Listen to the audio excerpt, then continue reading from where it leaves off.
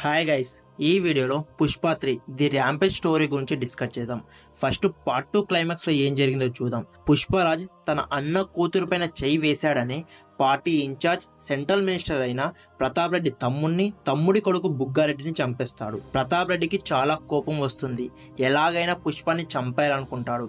Pratap Reddy party incharge గా central minister గా మాత్రమే మనకు తెలుసు, కానీ ఆ పొజిషన్ రావడానికి చాలా మడ్డలు చేస్తాడు. తనకి ఎదురు వచ్చిన వాళ్ళని చంపేసి మైనింగ్ లో పాడేస్తాడు. ప్రతాప్ రెడ్డి దగ్గర పుష్పాన్ని చంపేసినంత పవర్ ఉంది, బలం ఉంది. అందుకే పుష్ప పైన కోపం ఉన్న వాళ్ళంతా వచ్చి ప్రతాప్ రెడ్డితో చేతులు కలుపుతారు.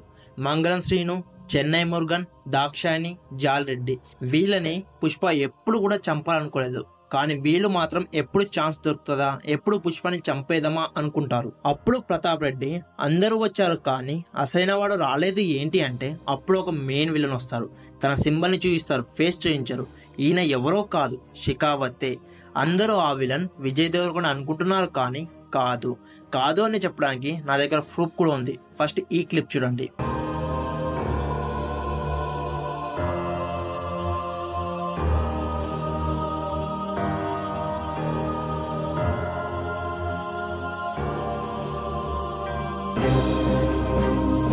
బ్యాక్గ్రౌండ్ చూస్తే మూవీలో ఎక్కడో చూసినట్టు అనిపిస్తుంది కదా. నేను చెప్తాను వినండి. మూవీలో షికావత్ ఎర్రచంద్రాన్ని కాలుస్తున్నప్పుడు షికావత్ లోపలే ఉంటాడు, కానీ బ్రహ్మాజీ బయటకి పారిపోతాడు. ఆ తర్వాత గూడెం పేలిపోతున్నట్టు చూపిస్తారు. దాంతో మనం షికావత్ చనిపోయాడు అనుకున్నాం, కానీ ఆ గూడెం పేలిపోకన ముందు బయటికి పారిపోయిన బ్రహ్మాజీ బయటన్న పోలీసులను తీసుకుని వచ్చి కాలిపోతున్న షికావత్ ని కాపాడతాడు. కానీ షికావత్ అప్పటికే సగం కాలిపోయి ఉంటాడు. ఈ సీన్ ని డిలీట్ చేశారు, డిలీటెడ్ సీన్ లో ఉంది, మూవీలో చూపించలేరు. కాబట్టి మనం షికావత్ సార్ చనిపోయాడేమో అనుకుంటున్నాం. ఆ తర్వాత షికావత్ నేనెందుకు చనిపోవాలి, పుష్పని చంపేస్తే సరిపోతుంది కదా అని సగం కలిన బాడీతో ప్రతాప్ రెడ్డి దగ్గరికి వచ్చి చేతులు కలుపుతాడు. ఇప్పుడు అందరి టార్గెట్ ఒక్కడే, పుష్ప.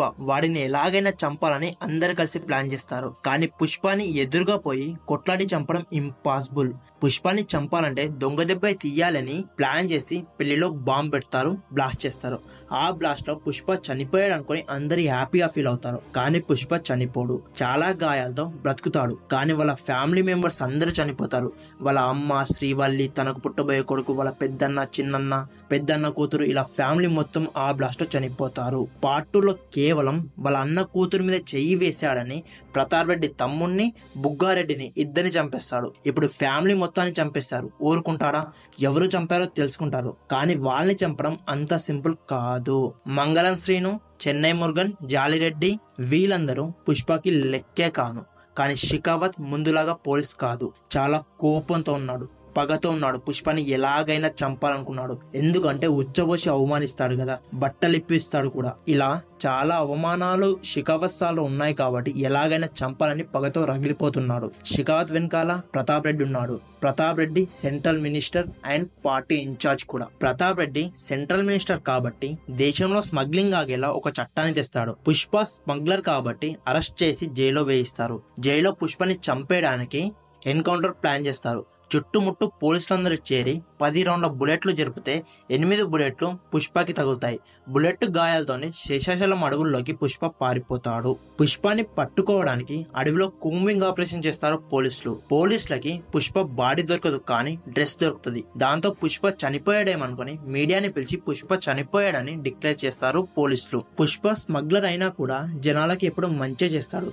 అందుకే జనాలు పుష్ప చనిపోయాడనే వార్తను జీర్ణించుకోలేకపోతారు. రాష్ట్రం మొత్తం అల్లర్లు చేస్తారు. అయితే కొంతమంది పుష్ప చనిపోలేడు, జపాన్, మలేషియా, చైనాకి పారిపోయాడు అనుకుంటారు. అలాంటి టైంలో సిటీ కేబుల్లో పుష్ప బ్రతికే ఉన్నాడనే న్యూస్ వస్తుంది. పులుల కోసం ఏర్పాటు చేసిన నైట్ విజన్ కెమెరాలో పుష్ప కనిపిస్తాడు. పుష్పాన్ని చూసి పులే 2 అడుగులు వెనక్కి వేస్తుంది. పుష్ప పోలీసులకి ఎందుకు దొరకలేదంటే పోలీసులు వెతికింది మనుషులు తిరిగే అడవిలో, కానీ పుష్ప దాకుంది పుల్లు తిరిగే చోట. అందుకే పోలీసులకి పుష్ప దొరకలేదు. పుష్ప బ్రతికే ఉన్నాడని తెలుసుకొని జనం మొత్తం హ్యాపీ అవుతారు. కానీ షికావత్ ప్రతాప్ రెడ్డికి భయం చుట్టుకుంటుంది. అందుకే పుష్ప కనిపిస్తే చంపేరని ఆర్డర్ తీసుకువస్తాడు ప్రతాప్ రెడ్డి. ఇప్పుడు పుష్ప దగ్గర ఏమీ లేవు. తన ఫ్యామిలీ లేదు, డబ్బు లేదు, పవర్ లేదు, సీఎం లేదు, ఎవరూ లేరు. మళ్ళీ కూలోడ్ అయిపోతాడు పుష్ప. మళ్ళీ ఫస్ట్ నుండి స్టార్ట్ చేస్తాడు. సరుకు కొట్టి జపాన్ డీలర్ తో డీల్ కుదిరించుకొని ఆ సరుకు జపాన్ కమ్ముతాడు. మళ్ళీ డబ్బును సంపాదిస్తాడు. ప్రతాప్ రెడ్డిని సెంట్రల్ మినిస్టర్ నుండి దించేస్తాడు. ప్రతాప్ రెడ్డి సెంట్రల్ మినిస్ట్రీ పోయిందని చాలా కోపంతో ఒక 1000 మంది రౌడీలతో షికావత్ హెల్ప్ తీసుకొని పుష్ప మీదకి కొట్టడానికి చంపేయడానికి పోతాడు. కానీ ఆ ఫైట్ లో పుష్ప ప్రతాప్ రెడ్డిని, ఆ 1000 మందిని, షికావత్ ని కూడా చంపేస్తాడు. తన ఫ్యామిలీని చంపిన వాళ్ళని చంపేసి తను పోగొట్టుకుంది మొత్తం తిరిగి తెచ్చుకొని తన ర్యాంపేజ్ ని కంటిన్యూ చేస్తాడు Pushpa. So that's the video guys. ఈ వీడియో మీకు ఎలా అనిపించింది? మీలో ఎంతమందికి పుష్ప 2 నచ్చింది? పుష్ప 3 కోసం ఎంతమంది వెయిట్ చేస్తున్నారు? కామెంట్ చెప్పండి. ఈ వీడియో కనుక నచ్చితే ఈ వీడియోకి ఒక లైక్ చేసి ఇలాంటి మరిన్ని మంచి వీడియోస్ కోసం మన ఛానల్ని సబ్స్క్రైబ్ చేసుకోండి. మళ్ళీ వీడియోలో మళ్ళీ కలుద్దాం. అందరికీ టాటా, బై బై, సెలవు.